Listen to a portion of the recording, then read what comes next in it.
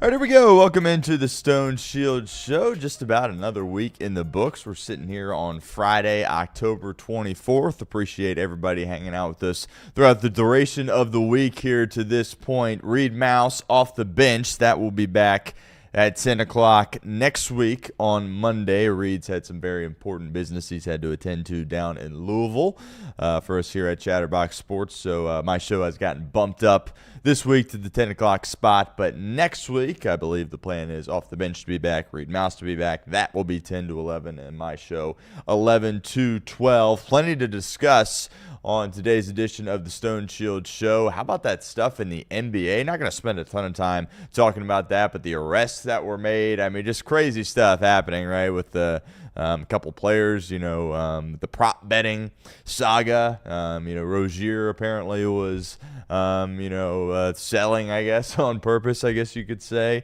making sure those unders came in cash, which a guy that's made millions and millions of dollars, what in the world is he doing that? So I have absolutely no idea. And then kind of a separate case, right, with Chauncey Billups, the head coach of the Blazers, currently not the head coach of the Blazers, but ties to some poker rings, illegal stuff going on with the mafia, just crazy stuff in the sports world going on as it relates to that. More details, of course, will come out as the days and months progress. This is going to be something that is a long, drawn-out process, but apparently the FBI has been investigating this stuff for a couple of years now and then made a bunch of arrests yesterday morning. Just kind of really hard to wrap your head around. Obviously, Billups, Rozier, the people involved are going to fight it. Obviously, they're not coming out being like, oh, yeah, my bad, that was me. They're going to take it to court, but just crazy stuff. Really hard to wrap your head around it. And kind of, with gambling, right? I mean, sports gambling, ever since, it became legal, you kind of felt like some shady stuff. It was only a matter of time before something happened. The NBA, of course, had, banned a guy for life. I believe it was last year. And I think, I don't know. I mean, if you're messing around with this kind of stuff, look, I'm obviously pro sports gambling, but only a matter of time before he had to deal with something like this. The Chauncey Billups thing is kind of a separate situation, but just crazy stuff there in the NBA. Not going to spend a ton of time talking about that today because there is a bunch of other stuff I want to discuss. The Thursday night football game last night, not good at all. When that interception, the pick six there in the first quarter for Minnesota, when that was reversed, it was like, well, that was kind of Minnesota's chance there, and really wasn't a competitive game whatsoever. Personally, for me, it was more of an NBA night last night as I kind of quit on that game. In the second quarter, the Chargers and the Vikings. How about Steph Curry, the Golden State Warriors? He wasn't having a strong first half, but what an incredible second half he had. 40-plus points for Steph. Hit the game-tying three with like 20 seconds left in regulation. Game goes into overtime. Incredible game there. Incredible performance from Steph Curry. He continues to age wonderfully and still looks like one of the best players in the league. Look out for Golden State now. I know they're old, brittle, Golden State, what have you, but if they can stay healthy, now all their guys they're going to have a lot of rest nights. They're only going to play probably, 65, 70 games. And the thing with Golden State is, are you going to be able to win games when you're out there with, Kuminga and Pods and, Gary Payton, guys like that, when, Steph and Draymond and Al Horford and Jimmy Butler are getting some rest time. But I know Al Horford's, almost 40 years old, but that's kind of, they've been without a big, for the longest time, and Al Horford isn't your traditional big, right? I mean, he can guard a center on the opposing team, but he also can shoot it, spread the floor, and that fits in perfectly with Golden State. And, he's no longer in Boston. He's with the Warriors, and don't sleep on the Warriors potentially messing around and making some noise this year. Here in 2025, the Thunder play another incredible game. That goes double overtime. Shai Gilgeous-Alexander, 55 points. There's a narrative out there that, Shai's not that good, or, he's a free throw merchant or all that. Shai Gilgeous-Alexander is unbelievable. He won the MVP last year for a reason, and he very well could be on his way to doing it again this year. 55 for him. The defending champs start out 2-0 after back-to-back double overtime games. Plenty of NBA tonight, and, of course, World Series Game 1 tonight. That's going to be terrific. I think it's going to be a great series. I've said it throughout the week on the show. Feels like a 6 or 7 game series to me. There's a narrative out there that the Dodgers will just kind of moonwalk to back-to-back titles. This Blue Jays team, they're feisty and they can hit. and they've got some arms that can, possibly, hopefully hang in there with this order for Los Angeles. So I think the World Series is going to be tremendous. Looking forward to watching that. Logan Wilson of the Cincinnati Bengals, he requested a trade. The guy that he was voted team captain for the first time in his career this year, the guy that wears the C on his chest, he requested a trade in the middle of a season when you just won a game against Pittsburgh and you clearly have a lot of life as it relates to your season. And I've got some issues with that, to be completely honest with you. Craig Sandlin, Reed Mouse did a tremendous job when the news broke late yesterday afternoon, early evening. Ben Baby had it for ESPN. By the way, hopefully we can get Ben Baby on the show here coming up soon. Does a tremendous job, covering the Bengals for ESPN. But he had the story, later confirmed by a bunch of other people that cover the Cincinnati Bengals, and I just don't like it. I don't like it whatsoever. Logan Wilson is a guy that I've had a tremendous amount of respect for. When they took him in the third round of 2020, I was hyped, right? Coming out of Wyoming. Obviously, he's not a high-profile, college guy, but you saw, he got some buzz kind of leading up to that draft. Then you're seeing kind of his clips or whatnot, and you're like, oh, this guy can play. He's playing linebacker, has that safety background. The ball skills are great. And you remember that early in his career, right? That's what made Logan Wilson so fun, is he was out there playing linebacker and he was hitting people, but he was so good in coverage, and if you threw the ball near him, there was an opportunity that he was going to pick it off. And unfortunately for him, he hasn't really had that element to his game over the past couple of years. I get he has aged very, very quickly. He's had some issues staying healthy, right? Clearly looks like he has lost a step. That happens in the NFL, right? If you're not playing quarterback, if you're playing a position when you're consistently getting in car crashes, i.e. running back and linebacker, you can age quickly. And he's a guy that I think he's still only 29 years old at this point, about to turn 30 maybe, but clearly not the same player he once was. And the Bengals made a decision to move off him. And, for the most part, he has said the right things in the media. He's clearly frustrated. He's allowed to be frustrated, right? He's a competitor, and he's started throughout his entire career here to this point, and he's a captain. He views that he should be out there with his teammates, wearing that green dot and being the leader of their defense, and then he gets benched, right? And it kind of wasn't – I don't think it was a full-scale benching. It was in the Green Bay game, and then there were some questions like, are we even going to see Logan Wilson out on the football field on defense for Al Golden? And he was out on the football field. His playing time ticked up. It was 19.7% of the defensive snaps in the Green Bay game, and then on the short week against Pittsburgh, he was up to 47.5% of the snaps there on defense. And this is a guy, right, he's under contract.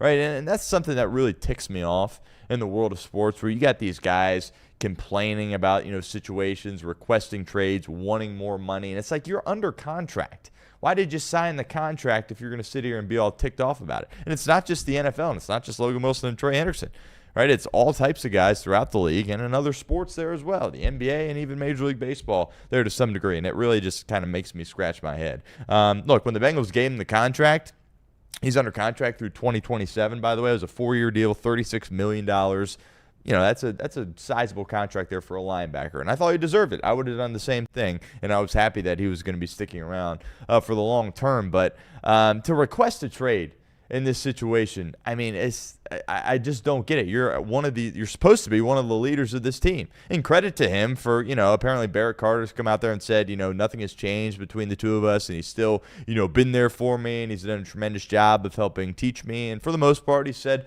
the right things in the media, as I alluded to. It's a tough spot to be, getting benched. You're a player, you're an alpha, you're a linebacker, you've got a lot of pride, and all of a sudden you're a bench guy and a special teams guy, and that's got to be, a tough decision or a tough situation there to swallow if you're Logan Wilson. But to request a trade in this situation, right, it's a linebacker position, right? This isn't like you're the quarterback, right? I mean, it's linebackers, it's the NFL. They get hurt, right? Logan Wilson, there will be a time, if he's on the team throughout the duration of the year, where if somebody's banged up, whether it's Barrett Carter, whether it's Demetrius Knight Jr., Burks, right? Somebody's going to not be a full go there at the linebacker spot, and they're going to need him.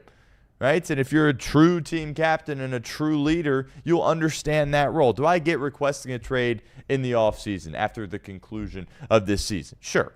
That's fine. Right? You want to play it out through this year and be like, all right, you know what? I was frustrated with the role. I still think I'm a starter in this league. I want to request a trade. That's totally fine. But to do it here in the middle of the season, right? And again, it's one thing if you lost the game to Pittsburgh. Because you lose that game against Pittsburgh and you're like, well, you know what? That's probably all she wrote. You got to get hot, and you got to get hot quickly if you want to come back from that. But now you're sitting here in a spot, right, where you're 3-4. You've got some momentum. You've got a quarterback that's playing at a high level at 40 years old. You got an offense that has woken up. You got some semblance of a run game offensively. You're creating some turnovers on defense.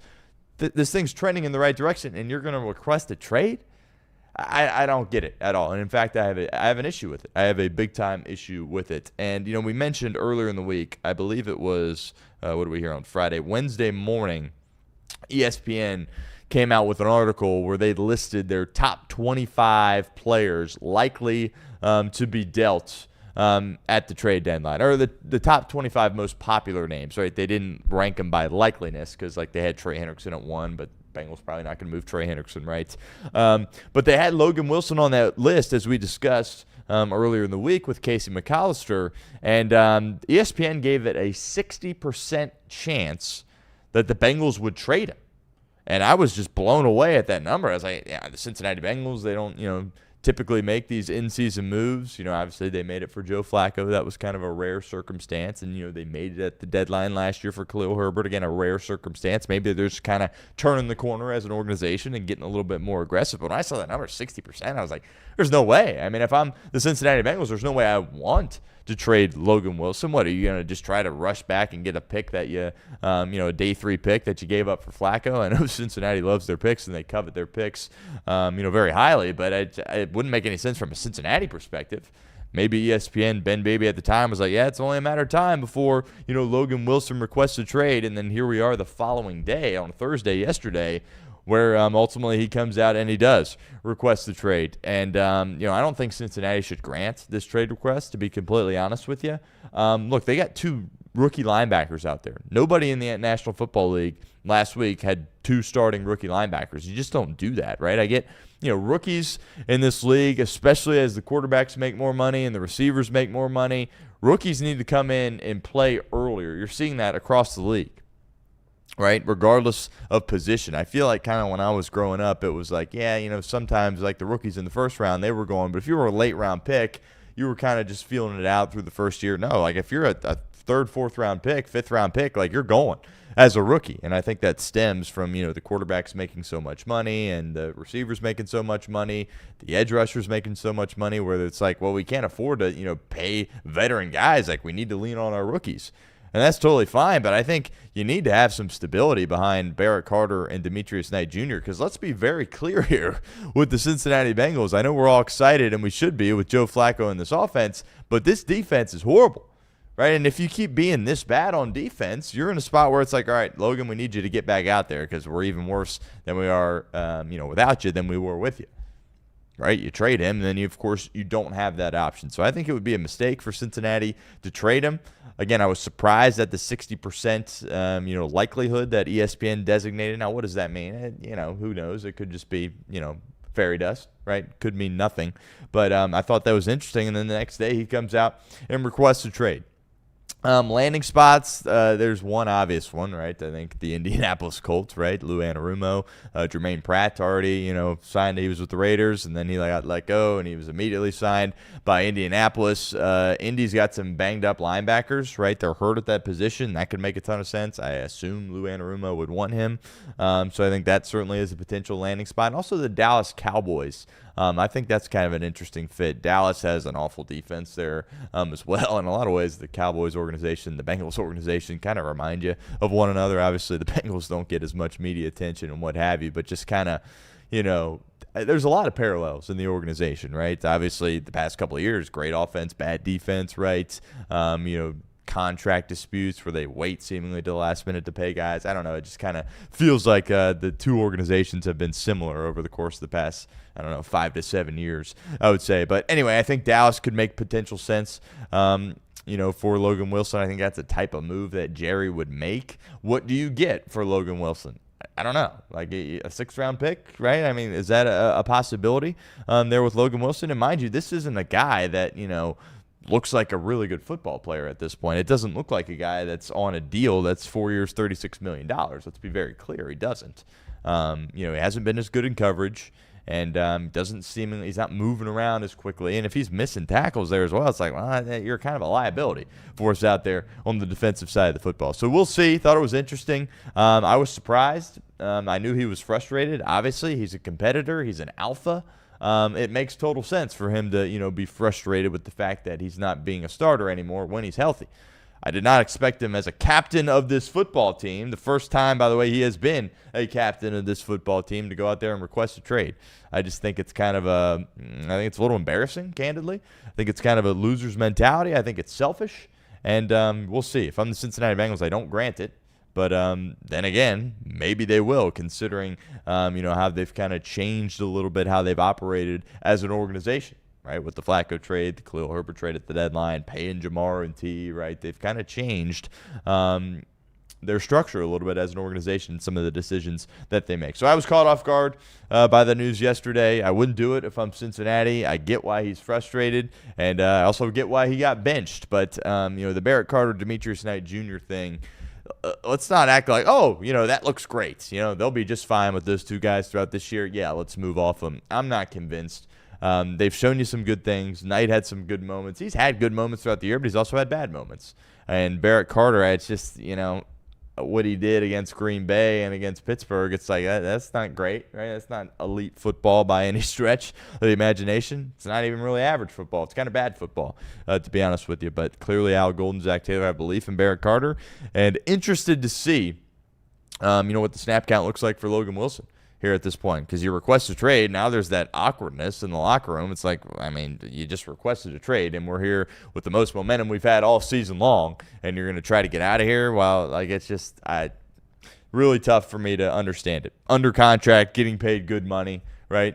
For him, I get he's ticked off, but he should be in a spot like, well, I've been really banged up the past 2 years, and this is an opportunity maybe for me to get a little bit healthier so I can start playing a little bit better football. But obviously that didn't happen for Logan Wilson. That wasn't the mindset he had. He requested a trade, and we'll see if Cincinnati does anything about it.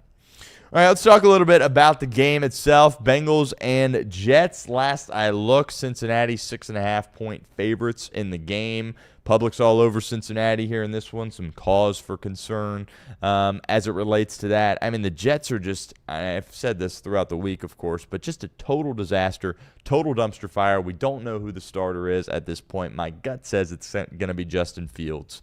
We played the soundbite yesterday on the show of Aaron Glenn just completely embarrassing himself. We will have a quarterback out there. We will have a quarterback. You think so, Aaron? You think so? Just ridiculous how he handled that situation. Am I going to sit here and say you need to, name a starter at this day and age of the NFL?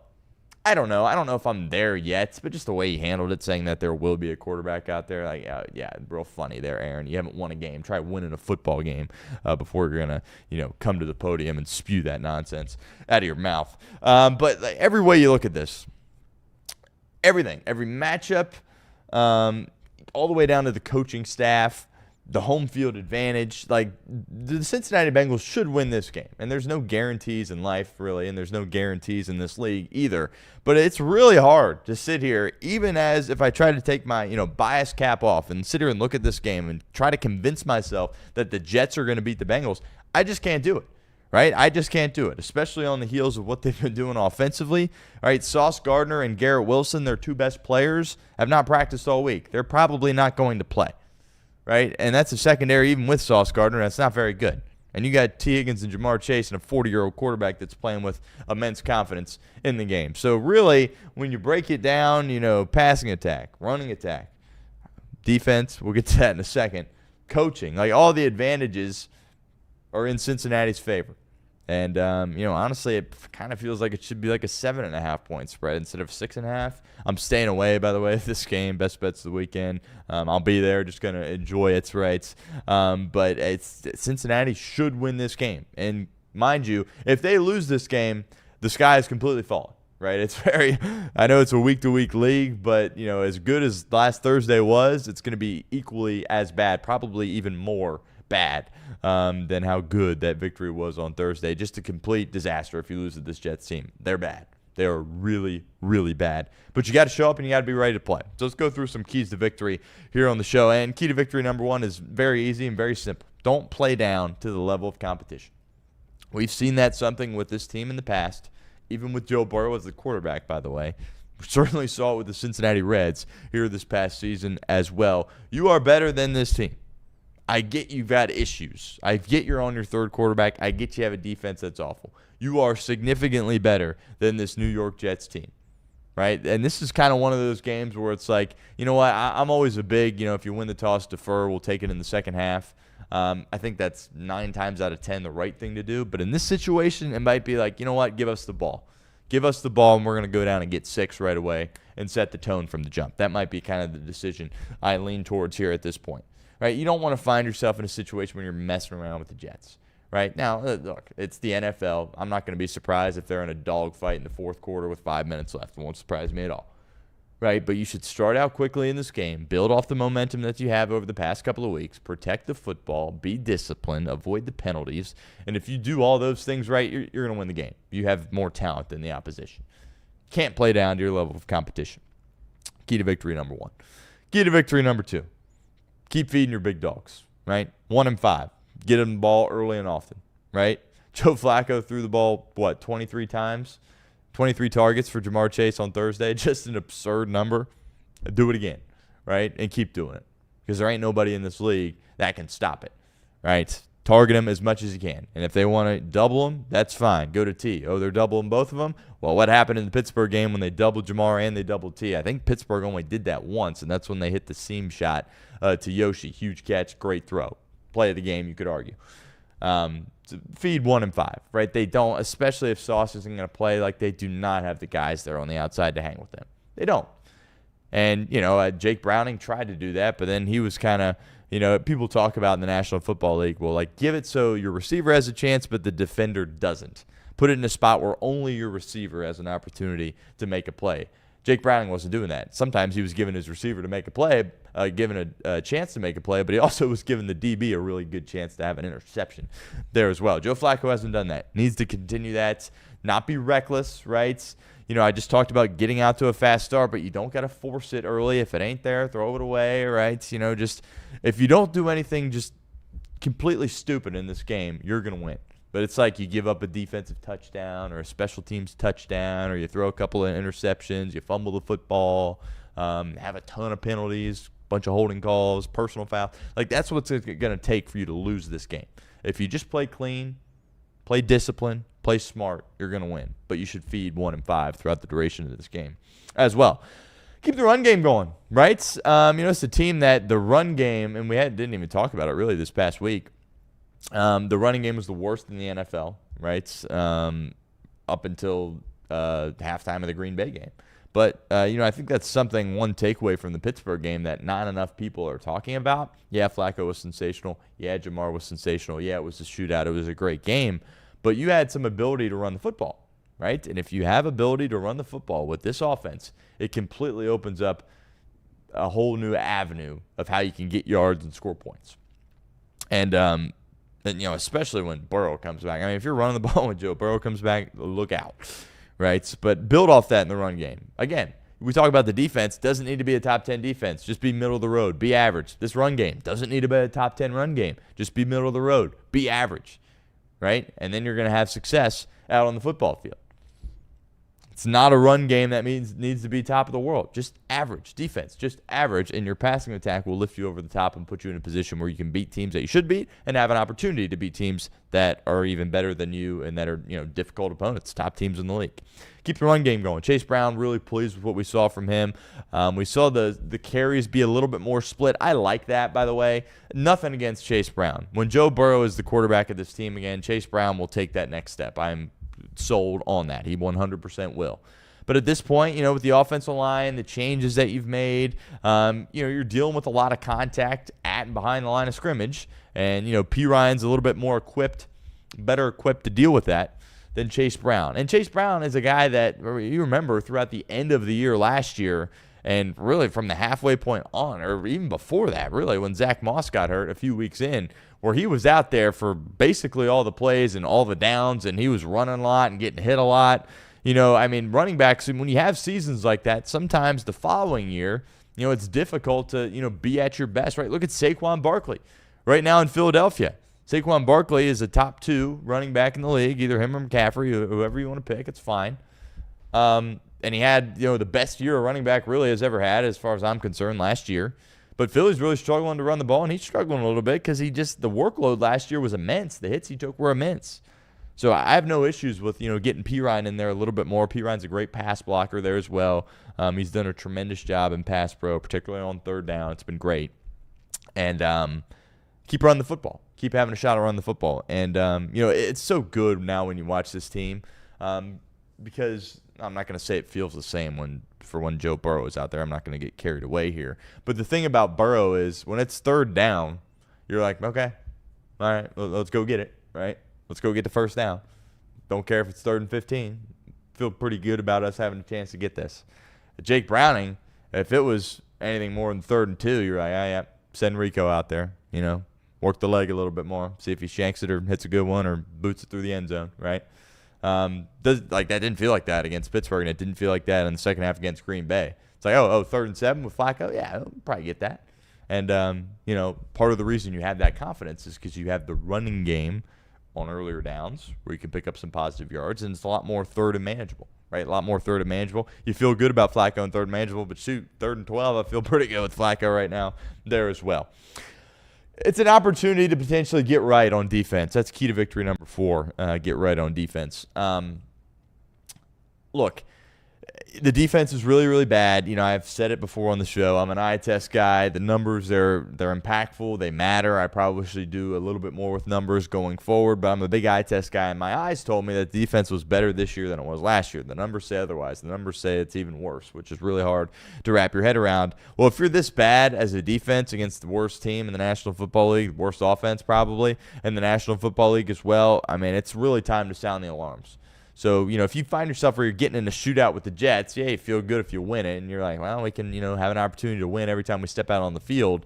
But, you got 2 games with Baltimore where Lamar probably is going to be back. That's an issue. Baltimore always scores points in bunches against you. You're facing some solid offenses at different points throughout the rest of the year. Even, next week with the Jets. Caleb Williams has been struggling, but Ben Johnson's putting them in incredible spots. So need to get right as a defense. You got to, I think the issue, the biggest cause for concern last week, was not just that Aaron Rodgers was having a spectacular game. He's Aaron Rodgers. I get he's 41 years old, but, he's going to do that. And I tried to tell people that, by the way, on the show when Pittsburgh got him. Like, they're going to be good offensively with Aaron Rodgers if he can stay healthy.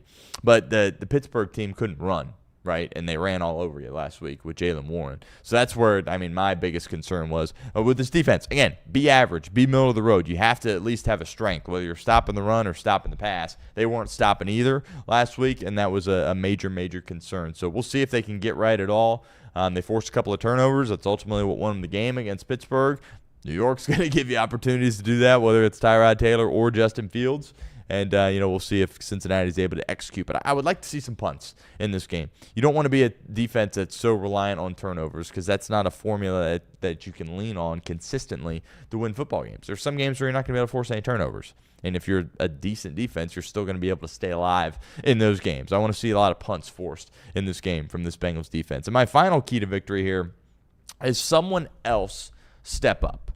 Right? We know what 1 can do, and we know what 5 can do, and shoot, dare I say, we know what 16 can do at this point for Cincinnati. And, we talked about it all the time, and we know what 91 can do. But we talked about it I remember having this conversation a couple of weeks ago, actually, when I was hosting Off the Bench, where it's like, who's that guy where it's like, okay, we drafted this guy, he's been here for a little bit, or maybe, he's a rookie, and it's like, okay, that's a foundational piece that we can build upon. And when we had the conversation on Off the Bench a few weeks ago, it was nobody. Well, now it's number 20, DJ Turner. Right now, I get it. It's 2 weeks. He's got to continue to build and show that consistency. He's looked like prime Deion Sanders these past 2 weeks. That's not going to continue, but he could potentially be a lockdown number 1 type corner. So he has kind of risen to the occasion. I've been a big believer in Dax Hill. I back Dax Hill. I trust Dax Hill. Some people out there don't. All right, but give me another name. Somebody else that's like, okay, you know what? He could be a guy going forward. You're playing the Jets. You're not going to get a more favorable matchup. All right? Is it, Joseph Osai? He's had some good moments.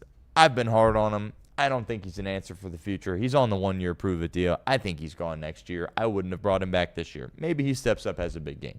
We've been waiting for Myles Murphy. I don't think that's going to come, right, to be honest. But maybe he steps up.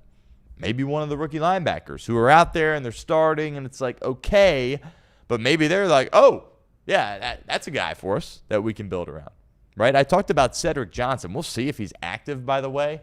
Most people kind of forget about Cedric Johnson. He was your 6th-round pick last year, and I was excited when the Bengals took him. He's kind of undersized, but he's got some athleticism. He can get to the quarterback, something obviously Cincinnati really struggles with. And he's been out with the calf. Was on, I think he was on IR. And now he's been practicing throughout the week. We'll see if he's active, but he could potentially provide a spark. I was expecting/hoping he would get more PT last year than he did. He didn't. But I've got that could be a guy, Cedric Johnson. Keep your eye on him as a guy that potentially could step up for Cincinnati. And then there's other positions there as well. Jordan Battle, right? I mean, he's got 3 picks. The Green Bay game, he was bad. One of the reasons you lost the game. But he's had some good games this year. Need some more consistency out of him. But can you look at him and be like, okay, we can roll with him as a safety at that spot? And real quick, just kind of a side thought here. We'll do mock drafts and stuff. I don't like doing them until, the Bengals are eliminated, right? Some people do them throughout the course of the year. I saw one, though, that had Caleb Downs falling to Cincinnati. Talking about a guy that could completely change your defense immediately. Yeah, that's Caleb Downs. And you take Geno Stone out and put Caleb Downs in there, that'd be awesome. Now, I don't think he's going to fall far enough. Caleb Downs is, in my opinion, the best player in the country. If he falls outside the top 8, I think that's crazy in Cincinnati. Hopefully he doesn't have a top 8 pick, but I did see that and wanted to bring that up. Caleb Downs in Cincinnati, woo-hoo-hoo, that would be certainly very exciting. But someone else needs to step up, right? Maybe it's an offensive lineman, that has a game. The offensive line played their best game this past week. Zach said he's not going to tell you who the starter is. Fairchild's been getting the reps. Fair, but it's like you had something here that was working. I kind of would stick with it. I think Fairchild's going to be a fine player for you. I think he could be a starter, a potential guy down the road that gets a second contract here in Cincinnati. But what you had last week was great. I don't know if you should mess with it. With Reisner and Rivers, who would have thought, right? We spent all the time this offseason going, who the guard's going to be? Yeah, it's the guy that you signed right before the Cleveland game week 1 and your 5th-round pick, not your 3rd-round pick. But we'll see. I think interesting. If you go with Rivers and Fairchild, I don't know. Reisner was good. Reisner was really good in the game against Pittsburgh. I would keep him out there, but, we'll see. Lucas Patrick, by the way, is back as well. He's got some versatility. He could potentially back up Ted Karras at center there as well, but somebody needs to step up. I want to leave this game going, that guy had a really good game. He showed me something, and he hasn't necessarily showed me something to this point. And I don't want it to be Trey Anderson. I don't want it to be T. Higgins. I don't want it to be Jamar, and I don't want it to be Flacco. I hope all those guys have good games, but I want somebody else that hasn't necessarily stepped up or proven they're a really good player in the NFL that could potentially be a foundational guy with a favorable matchup against a bad football team. I want to see somebody do that. That is my final key to victory. Don't play down the level of competition. Feed 1 and 5. Keep the run game going. Get right on defense. And somebody else besides one of your studs step up in this game. All right. College football. We do it every week. It's our college football weekend preview. I love doing it. I always say that, one of my favorite segments of the week. We've had some loaded weekends past few weeks here in CFB. Wouldn't call this one loaded. There's still some solid games, and we're going to break down what do we got here. 1, 2, 3, 4, 5, 6 games that we're going to be discussing. I think they're the 6 best games. One of them is a local game. How about that? Cincinnati Baylor. Going to be discussing that a little bit on the show.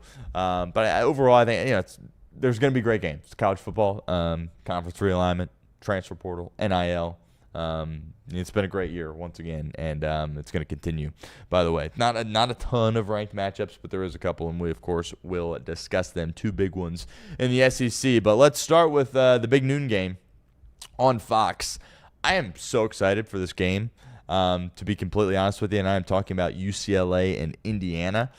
Indiana, the number 2 team in the country in the AP poll. I have them at number 3 in my rankings. We posted that video, by the way, yesterday. Check that out if you haven't done so already. Indiana's really good. I've said that. They are real. This isn't the, cute little Indiana story of last year that didn't play anybody. No, this is a really good team in Indiana. There is a good chance that they can win a national title. And, you talk about these teams. And I feel like the top 3 teams in the country right now, Ohio State, Alabama, and Indiana, they're all kind of moving different, right? And their head coaches are kind of moving with a different confidence and swagger. And Cignetti certainly is doing that at Indiana as well. And they've got a lot of belief in what they're doing. They got a lot of belief in their quarterback in Mendoza there as well, who some people would say is, the Heisman frontrunner. I would take, Simpson and Sayin over him, but he's a great football player. Cal transfer, of course, year 1, replacing Curtis Rourke at that quarterback position, and he's done a tremendous job. But this UCLA story is incredible. They started out 0-4 on the year. Remember, they're a Big Ten team now. Obviously, it's a conference game. And, sometimes you start 0-4, and it's like, well, maybe you played some good teams, right? No, not really. They lost to New Mexico, Northwestern, and UNLV, who only has the 1 loss, but come on. You're UCLA, UNLV, and UNLV beat them up there as well. So they start out 0-4. They have all these staff changes. They fire their head coach. They're switching play callers. They're switching all types of stuff here at this point. Obviously, you start out 0-4. There's issues in the locker room, questions on, do you even want to be here? Leave if you don't, right? It's just total turmoil for UCLA. And they make those changes, and they respond immediately. They've won 3 straight games. 3 straight games have the UCLA Bruins. They beat Penn State, which at the time was like, oh, my God, you beat Penn State. They had lost to Oregon the previous week, but people still viewed Penn State as a potential national title team. Obviously, that's not the case anymore. They fired James Franklin. They're in shambles. They just lost to Iowa, right? But still, at the time, huge win.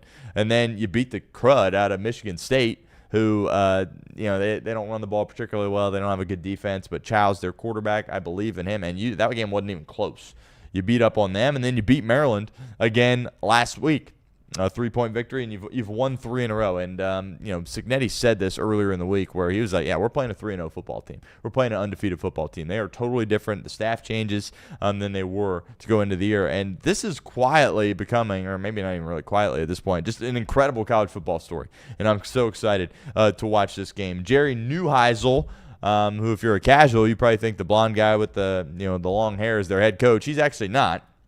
He's their offense coordinator. He's calling the plays. He's been a Bruin forever. He's been on that staff forever as a position coach. He was a quarterback there several years ago. His dad, of course, former coach, works for CBS. Great story. He's done a tremendous job. And they just look like they're totally different. They're playing with confidence. They're playing quickly. They're playing with rhythm. And there's a flow to their games. It's not really choppy. And they're doing a tremendous job. And they all of a sudden they went from having no belief and being in complete shambles to like, oh, we'll take on the world. And the kind of belief in which they're playing with here at this point. Tim Skipper's their interim head coach. He's done a great job, obviously, shifting that culture here. It's a big number, 25.5. Indiana has the much better team. It's in Bloomington. I understand all those things. But don't be surprised if this is a solid game. And obviously, Nico Iamaleava is a big story here. Look, the way he left Tennessee was a mess, right? It was very messy.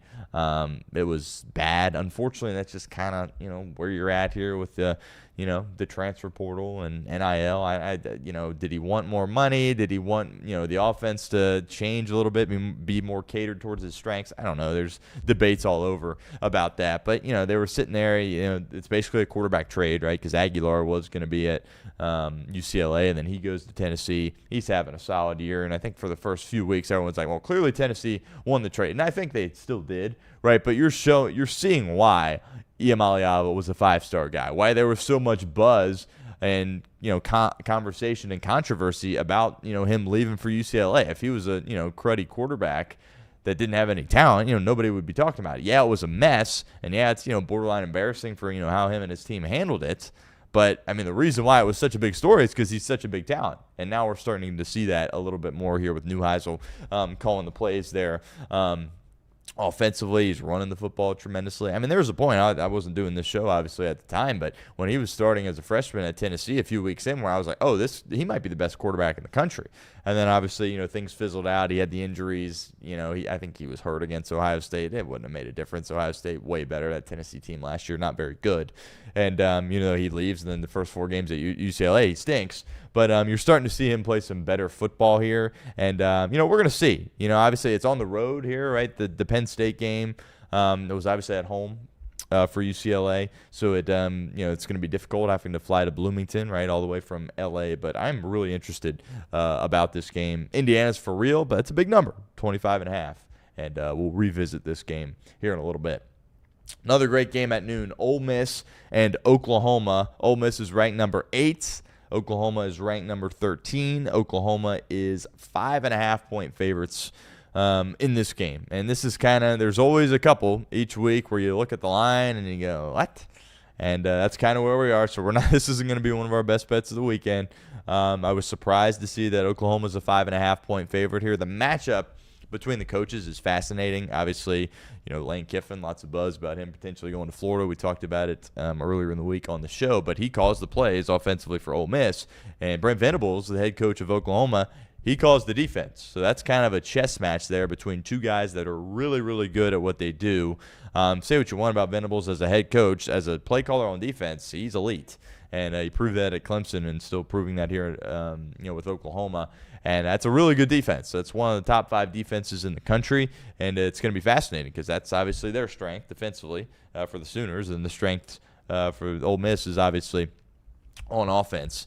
Trinidad Chambliss, he's been solid this year. Remember, he wasn't the starter. It was Simmons. Simmons, I think, is healthy, but they're still sticking with Chambliss. I don't know if that's necessarily the right call. Look, they kind of had that Georgia game won last week. I was surprised that game was as close as it was. They kind of just collapsed a little bit there in the fourth quarter. I believe the Dogs outscored them 17-0 in the fourth quarter. That obviously was the difference in the ball game. But I actually left that game thinking more highly of Ole Miss than I did going in, because I remember Ole Miss was ranked 5 at the time, and I was like, this is ridiculous. I had them at 9, I think, in mine at that time, and then I think I still have them at 9 here this week. So it didn't really change in my rankings, and like I said, I think probably higher of them than I did going into that Georgia game, despite the loss. Again, they're kind of opposites, right? It's a team in Ole Miss predicated on their offense, and a team in Oklahoma that's predicated on their defense, and it's going to be strength on strength. And obviously, whoever wins that matchup, I think, is going to ultimately win the football game. John Mateer, he was clearly the Heisman frontrunner before he got hurt, and he had that hand injury. And look, the past 2 weeks, he hasn't looked like John Mateer, right? And it's unfortunate. Give him a lot of credit for coming back so shortly after surgery and, fighting through it and gutting it out. Respect the heck out of him for doing that. But if you remember, Curtis Rourke, the Indiana quarterback last year, had this same injury. Same hand injury. He missed the time he had the surgery. When he came back, he was never the same. And, he was good enough to be out there and still be solid, but it was like, all right, he clearly is not as good as he once was. Unfortunately, it kind of feels like that's the situation here for Mateer. I hope I'm wrong. I hope he can get back to playing at that Heisman level, but I just don't know if he can do that with the hand injuries, which is very unfortunate for him because he was having such a great year. But this is game 1 of their gauntlet, right? So, Oklahoma's schedule, take a look at it if you haven't already, but it's about to get crazy for the Sooners. And they've already, by the way, of course, played some difficult games. So this is great. It's at noon, 5.5 points. Oklahoma's the favorite, not a best bet of the weekend. My gut tells me to kind of walk into the trap here and take Ole Miss, but that's significant, obviously, that Oklahoma is a 5.5-point favorite in this game. There are the distractions, with Kiffin and, what they got going on there with him potentially leaving. I'm interested to see how he kind of handles that over the course of the next few weeks, but great game at noon, Oklahoma and Ole Miss, top 15 matchup. I'm really excited about this one at 3:30. Missouri and Vanderbilt, another great game in the SEC. Vandy favored by 2.5. Vandy is a top 10 team for the first time since 1947. Incredible what Clark Lee and company have done at Vanderbilt's. Look, Clark Lee's going to get calls. We did our segment on the James Franklin replacements and, of course, the Billy Napier replacements at Florida, and he's going to get calls, as he should. He should get both Penn State and Florida should both call him, I think. But then when you look at the domino effect after that, he should get calls, right? Because let's say Kiffin goes to Florida. Well, the Ole Miss job is open. If I'm Ole Miss, I'm calling Clark Lee. Hey, Clark, we need you, right? And even, Missouri, if Drinkwitz goes there, I'm calling Clark Lee. Now, I don't know if I would leave Vandy for Missouri. In fact, I probably would not. Vandy for Ole Miss, maybe. But there's going to be, and more jobs might open up too. Brian Kelly, they're getting ticked off down there at the Bayou. Things aren't looking good for Brian Kelly. Talk about their game here in a second. Florida State, right? That job could be open. So there could be some massive jobs open, and all teams should be calling Clark Lee. He's done a tremendous job with them. Missouri's pass rush is good. And, Ty Simpson, in my opinion, the Heisman frontrunner, didn't light up the stat sheet in the Missouri game, but the way that he handled the pressure that they brought, I thought was tremendous. And we'll see if Diego Pavia can do that there as well. And Pavia, of course, is very, very elusive. Pavia is an incredible college quarterback. Say what you want about him. He was hitting the Heisman pose last week. Like, brother, what are you doing? You ain't winning the Heisman. But, he's got some moxie. He's got some confidence. And the biggest thing to me about Pavia is how his team rallies around him and how he wills his team to victory. Kind of reminds me of Haynes King a little bit with Georgia Tech, right? Look, Vanderbilt, are they a top, I had them at 7 in mine. AP has them at 10. Are they a top 7 or 10, roster as far as their talent goes? No, they're not. I think they're a top 25 roster. They do have some good players. But it's a lot of it is predicated on just willing, and Diego Pavia just willing them to victory, and he does that. He did it last week against a good LSU defense. They hung 30-plus points on him, which is tremendous. And, the quarterback matchup in this game is solid. Bo Perbula, good player. He can run too, right? They're going to be running that game with the quarterback position. He's turned the ball over a little bit too much of late. It's going to cost him if he does again against Vandy. But Mizzou's got to get back to running the football with Ahmad Hardy, who should be the best running back in the country, and they haven't really ran the football very well, dating back to a couple of weeks ago there against Alabama. So we'll see. I think in this matchup, it's at home. I kind of lean on, Pavia, I think, is the better quarterback. And I think, Clark Lee's got him playing with a lot of confidence. Game day's there. They've won some big games, right? I mean, that game last week against LSU, it's a big game for Vandy, and they won. And, it was a 7-point game, but they pretty much dominated that. So we will revisit this game in a little bit. Baylor and Cincinnati. Cincinnati in the top 25. They are ranked 21st. Sorsby, how about him? Guys playing elite football. People have said, Heisman dark horse. He's not going to win the Heisman Trophy. You want to, put him in that conversation? I mean, he deserves a lot of credit. He's playing at an elite level right now, and that's a UC offense that is playing at an elite level really there as well. They're running the football. They're throwing the football. Satterfield doing a great job. Did not see that coming, but got to give them credit where credit is due.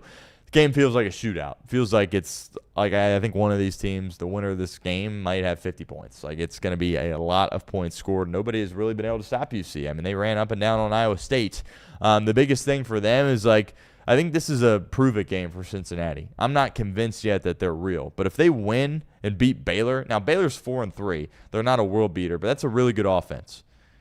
With Sora Robertson there at the helm. And if UC wins this game and wins this game convincingly, I'm ready to say, yeah, they're going to have a chance to go win the Big 12. I need to see one more, and I need to see them, look good in the process. Not just win the game, but let's see the offense continue to be elite, and let's see if the defense can get any stops against Sawyer Robertson. It's 3.5-point spread in favor of Cincinnati. 4 o'clock game, Nippert Stadium. Environment's going to be electric, right? When UC is good, the fans show out. And, it's not the biggest venue, obviously, in the world. It's kind of small. But it gets electric in there, and I'm excited about that game, Cincinnati and Baylor. They're balanced, UC is, but the questions, of course, lie on the defense. Corleone there in the middle does a nice job stopping the run. They sometimes struggle applying pressure on opposing quarterbacks, and you're really worried about the back end of your defense there if you're UC. Feels like a shootout. Cincinnati 3.5-point favorites there. We'll revisit that in a second as well. A&M and LSU. A&M 2.5-point favorites in the game. They're ranked 3rd in the AP poll. LSU is 20. Death Valley at night is tough place to play. Really tough place to play. I'll do the hand-up accountability on LSU. I was wrong. I picked them to win the national title, and it's just not – it ain't happening. It ain't happening. Brian Kelly, we'll see if he gets fired or not. I think that's a real possibility for them. No starting left tackle for LSU. That's huge when you're without one of your starting tackles in any level of playing football. That is massive. Offensively, they've struggled, right? Nussmeier's banged up. He's not healthy, but I thought he would look a lot better than he has at this point. They're not scoring a ton of points. They've got a couple of, the losses now. They got 2. The Ole Miss game and the Vandy game. I felt good about them going into Vandy and winning. They did not. Vandy dominated that game. Credit to Diego Pavia and Clark Lee for getting that done. They need to run the football a little bit better. LSU, again, Nuss is beat up, needs some of that weight off his shoulders. No Whit Weeks, again, one of the best defensive players in the country. And that's where I was surprised last week with the Vandy-LSU game. Vandy scored 31 points on them. I thought LSU was one of the best defenses in the country. I did not expect that to happen. for the LSU Tigers there defensively, and we'll see if they bounce back. This is a huge game for Brian Kelly. If he has his third straight loss and it's not even Halloween yet, that's a massive issue there, because that's not acceptable down at LSU. Let's be very, very clear about that. I dropped A&M down in my rankings. AP still has them at 3. The defense, I mean, they gave up 40-plus points to Arkansas. I get Bobby Petrino offensively. That's what he's known for, and he knows what he's doing offensively. But that was a big-time red flag there for me. But, A&M's a really balanced team, right? Before that game, they had played good defense, and they can run it. They can throw it. Marcel Reed, he's not getting enough Heisman love, in my opinion. He's done a tremendous job. Elko, he has established a great culture here in these 2 years that he's been here. Concepcion and Craver on the outside. I think it's, the best wide receiving duo probably outside of Columbus. I think you'd throw Alabama up there, as a potential another team there as well. But they got some skill guys on the outside. Again, they can run the football, the RPO stuff with Marcel Reed. And that's a fascinating game. I'm staying away from it. Again, Death Valley at night. Incredibly tough place to play. Issues there defensively a little bit for A&M. LSU, Brian Kelly, they have their backs completely up against the wall. I mean, in their eyes, they're trying to run the table and still sneak into the playoff. But that defense for A&M is concerning after that performance last week against Arkansas. Michigan and Michigan State. Michigan's ranked 25. They are 14.5-point favorites on the road in East Lansing. And Aiden Childs is a good player. Good quarterback there for Michigan State. Unfortunately, there isn't enough good stuff about their team. They can't run the ball, and they can't stop the run there on defense. And I think Michigan showed a little bit last week in the Washington game. That looked like Michigan, right? Blocking well, running the football, tough physical football, and in turn, you got the most efficient game that Bryce Underwood has played in his career. I think, as a college football fan, we're kind of rooting for, Michigan to figure this thing out and go on a bit of a run here. So the Ohio State game feels, it always feels big, but even feels a little bit bigger, right? Because the past few years, it's just felt so massive, and now it's like, well, Michigan's got a couple of losses. What are they going to do here? But big-time win for them last week against Washington. And we'll see if they can continue that momentum here. But Childs, I'm expecting him to have a good game. 14.5, that's a lot. Not one of our best bets of the weekend. I would probably side with Sparty here at home. Big-time game, rivalry game, right? But, it's a big game for Bryce Underwood on the road, and we'll see exactly how he performs in the game. But Michigan might be turning a corner here and potentially, not going to predict it, but potentially in a spot where they can run the table leading up to the Ohio State game on Thanksgiving weekend. All right, let's get into our best bets of the weekend. Again, we're open, we're honest, we're transparent. 2-4 last week, 15-19 on the year, and that's fine. We're going to end with a winning record. We feel pretty good about that. We're learning these teams each and every week. We're getting more confidence with what we're doing. I had the 4-1 week 2 weeks ago, and what do we got here? 1, 2, 3, 6 picks coming your way. I probably should stop doing the even numbers, but there was a late pick that I put in right before we came live here on today's show that I wanted to squeak in there. So maybe going forward we'll do 5 or 7 or 3, but we're doing 6 picks again this week. See if we can't go 4-2 or better.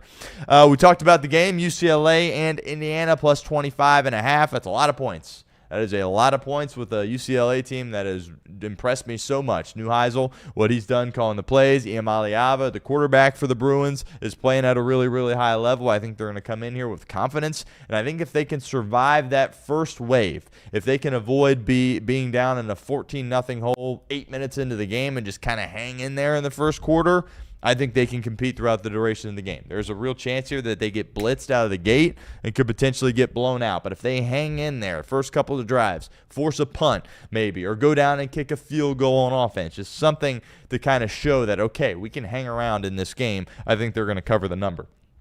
Plus 25.5 on the road. Give me Iamaleava. Give me Neuheisel. Indiana wins the game. Proves they're still a top 3 team in the country. Not predicting some crazy upset here, but 25.5, I think they can keep it within 21, 24 points and cover the spread at noon. Vandy and Missouri, this is one of my favorite picks of the weekend. Vandy at home against Missouri. 2 good football teams in the SEC. Vandy minus 2.5.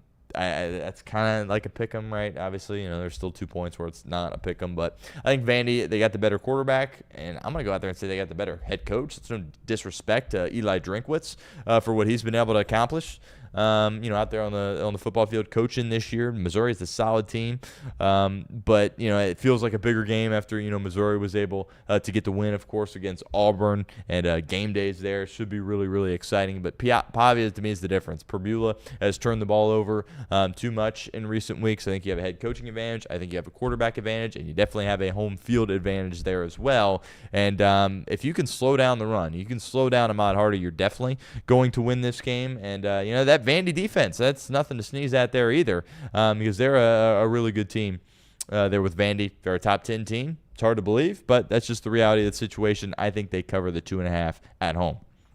First time doing it this year. Give me the Cincinnati Bearcats -3.5 against Baylor. Sawyer Robertson's a great quarterback for the Baylor Bears, but he's turned it over a little bit, and that's why they lost the TCU game last week. He was throwing the ball to the other team too much. I think they had a fumble there in the game as well. If UC can continue what they're doing on offense, right? It's a bad Baylor defense. Teams run up and down the field on them. They will score more points than Baylor in this game. I'm expecting a shootout. I don't know what the over-under is. It's probably something huge, but I think ultimately Cincinnati pulls away in the fourth quarter. It's probably tight, going into half maybe. And, in the fourth quarter, I think UC separates themselves. Big win. They continue to go on the streak. Only have the one loss, that week 1 game at Arrowhead Stadium. Kind of fluky, right? You're in an NFL stadium week 1 against Nebraska, and you're playing in Kansas City. Like, what are you doing there? And, technically a neutral site, but the whole place was filled out with Nebraska fans. So tough break there for Cincinnati. They've responded well. And, as I said earlier in the show, this shows me that they're real. I get it's Baylor and they're 4-3. This is a Baylor team that can score points, right? This is a game that you should win. You're at home. You're ranked. Everybody's going to show out. You're going to be recognizing Jim Kelly, by the way, before the game. That's going to be tremendous. And this is a game you should go out there and win. And I think they're going to cover the 3.5 in the process there as well. Transitioning to Sunday and the National Football League, the Giants and the Eagles. Jackson Dart getting more than a touchdown in this game against Philly, and he just beat Philly a couple of weeks ago on Thursday Night Football. We were on him that game. We're going to be on him again this game, +7.5. Give me the New York Giants. I kind of like the over as well in this game, but the bet is the Giants, +7.5. Jackson Dart has completely given this organization, the city of New York, the state of New York, really, new life as it relates to the Giants football team. He's been tremendous. He looks like a hit. The Giants traded up to get him, and credit to Joe Shane and Brian Daboll because it might just save their jobs at the end of the day. They had a bit of a running attack here with Scadaboo. I'll be the first to admit, didn't see that coming. Didn't think he was going to be this good in the NFL. He is, and just the confidence that Jackson Dart is playing with. The decision-making has been solid. I understand that he had the bad interception against Denver, which ultimately cost them the game, but I think he's the type of competitor that's going to respond in a big way. That's heartbreak at its finest right there, what they suffered on the road against Denver this past week.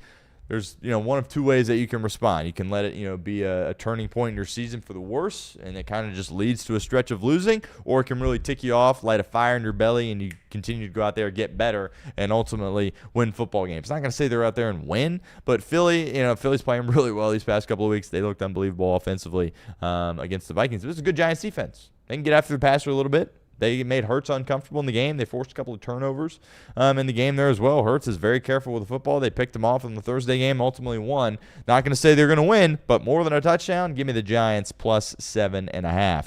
Denver and Dallas. This was the late edition to our best bets of the weekend. I'm taking the Denver Broncos here, -3.5 against Dallas. Denver is at home again. Look, Denver is a really good football team, but the reason why they're not winning convincingly and the reason why people aren't on board is because Bo Nix is not playing well. Played great in the fourth quarter, 33-plus points, or 33 points in the fourth quarter against the Giants. That was incredible for him.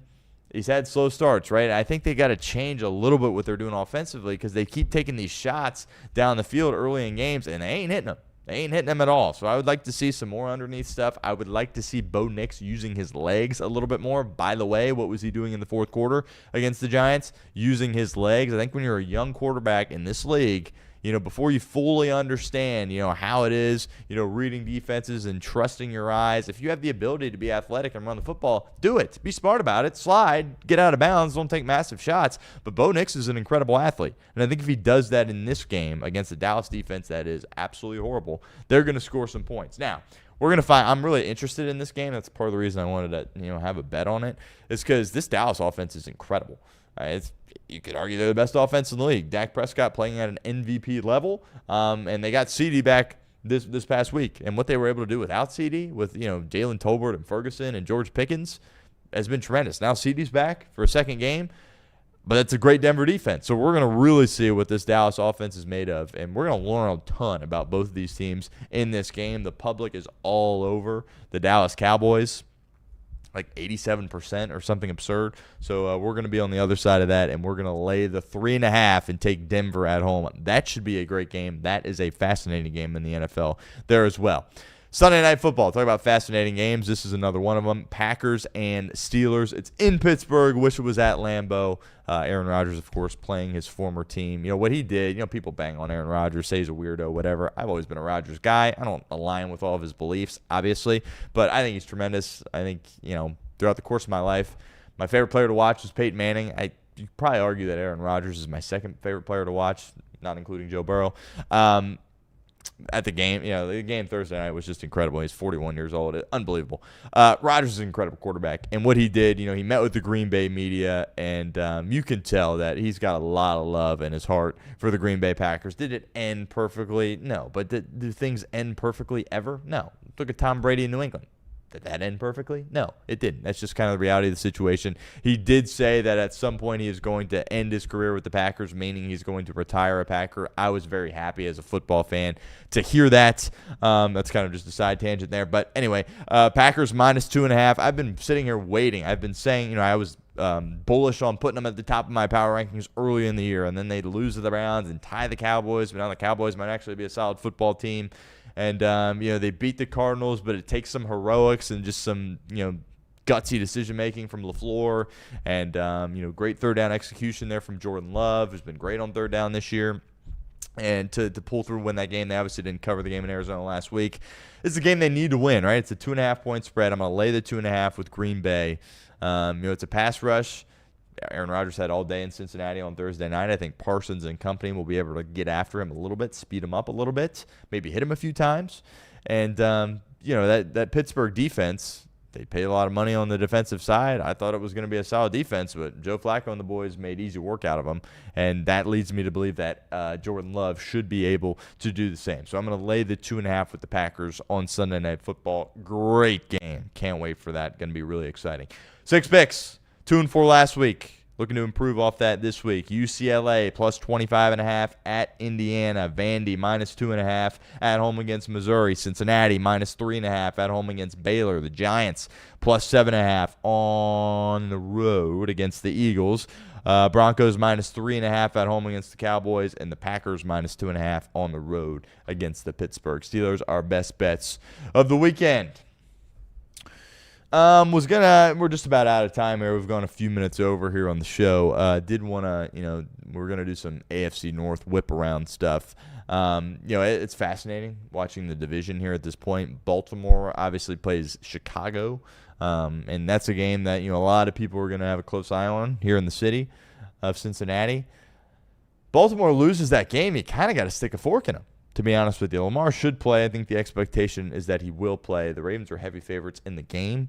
But, that defense is bad. And Ben Johnson offensively has done some great things. Caleb Williams has held them back a little bit. But if the Bears win this game, it's kind of a two-horse race, assuming the Bengals beat the Jets. So we'll see about that. But obviously big Bears fans here in Cincinnati. Patriots and Browns this weekend there as well. Kind of a fascinating matchup. I've been very bullish on the Patriots, right? Have them at 5 in my power rankings. I've mentioned Drake May. I think there's value in him winning the MVP. Feels like Mahomes probably going to win it, but I think there's some value there with Drake May. Against that defense, that's a fascinating matchup. So I'm eager to see what transpires in that football game there as well between the Browns and the Patriots. Really good defense in Cleveland. Really good offense with the New England Patriots. But that'll do it for this edition of the show. Appreciate everybody hanging out with us throughout the entirety of the week. Reed Mouse, he will be back next week on Off the Bench. Certainly looking forward to that. We'll have some more guests there next week. FC Cincinnati has a playoff game. I think it's Monday, right? So we'll maybe get some of the FC guys on Off the Bench on Monday to chat with them. about that. Not going to sit here and act like I'm a soccer guy. I have no idea really what's going on out there, but I know there's some people in the city that are a little bit excited about that big-time playoff game, I believe, on Monday. So maybe we'll talk to those guys a little bit early next week, either on Off the Bench or my show. Great weekend of football. Enjoy it. I'll be at the Bengals game on Sunday. Hopefully we are talking about back-to-back wins on Monday. After they hopefully beat the New York Jets. And hopefully Joe Flacco, Jamar Chase, and company look great in the football game there as well. World Series, by the way, tonight, Game 1. Can't wait for that. That is going to be tremendous. You know, nobody has been able to deal with Blake Snell here this offseason. And I'm not going to sit here and obviously I predicted the Jays would win this series before the playoffs started. I'm not going to sit here and say that they're going to win this game with Blake Snell on the bump, but I am very, very interested to see what the Blue Jays bats, best offense in baseball, against Blake Snell, what happens here in Game 1. It's a real opportunity here for the Blue Jays to kind of get the Dodgers on their heels quickly. I mean, Game 1's always huge, right? But this kind of feels bigger, right? You're going against Snell, but you're at home. So if you can apply some pressure, beat their best arm, they've got some other really good arms there as well, but you beat their best one here in Game 1 at home, you can really establish some confidence and some momentum that you can win the whole shebang here. The big show. The Blue Jays and the Dodgers. Going to be a great series, and we're going to spend a lot more time talking about that throughout the week, next week, there as well. Again, I'm expecting a good series. I don't think the Dodgers are going to moonwalk here to back-to-back titles. I think the Jays are going to give them a big-time fight. Appreciate everybody that hung out with us throughout the duration of the week. Again, going forward, we'll have a segment where we kind of interact with the chat. I'm solo producing. It's difficult to do that, as I try to figure out what I'm going to say into the camera and then, interact with what's going on over there. But I do appreciate everybody for being here in the chat, getting interactive during our show, and we'll do a segment next week dedicated to some more back and forth in the chat. But that'll do it for this edition of the show. Again, appreciate everyone as always. Podcast will be up later this afternoon. Clips on YouTube this afternoon throughout the weekend as well. Great weekend of football, great weekend of NBA, great weekend with the World Series, great sports weekend. Enjoy the heck out of it. I know I will, and we will be back on Monday. Have a great weekend, everybody.